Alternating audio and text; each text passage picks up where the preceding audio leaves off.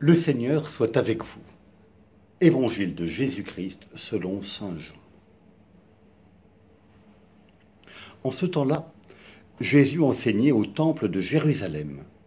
Dans la foule, on avait entendu ces paroles, et les uns disaient « C'est vraiment lui, le prophète annoncé ». D'autres disaient « C'est lui, le Christ ». Mais d'autres encore demandaient « Le Christ, peut-il venir de Galilée ?» L'Écriture ne dit-elle pas que c'est de la descendance de David et de Bethléem, le village de David, que vient le Christ? C'est ainsi que la foule se divisa à cause de lui.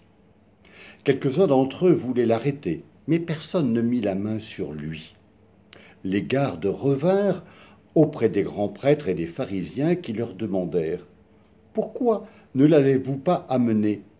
Les gardes répondirent « Jamais un homme n'a parlé de la sorte. » Les pharisiens leur répliquèrent « Alors, vous aussi, vous vous êtes laissés égarer ? Parmi les chefs du peuple et les pharisiens, y en a-t-il un seul qui ait cru en lui ? Quant à cette foule qui ne sait rien de la loi, ce sont des maudits. » Nicodème, l'un d'entre eux, celui qui était allé précédemment trouver Jésus, leur dit « Notre loi permet-elle de juger un homme sans l'entendre d'abord pour savoir ce qu'il a fait ?» Ils lui répondirent « Serais-tu, toi aussi, de Galilée ? Cherche bien et tu verras que jamais aucun prophète ne surgit de Galilée. » Puis ils s'en allèrent, chacun chez soi. Acclamons la parole de Dieu. La scène se passe à Jérusalem. Et de là, on regarde de très haut la Galilée, cette province lointaine et sans réputation. Alors on pose la question, le Christ pourrait-il venir de Galilée, venir de ce loin, de ce coin un peu perdu? Nous sommes à quelques jours de la Semaine Sainte.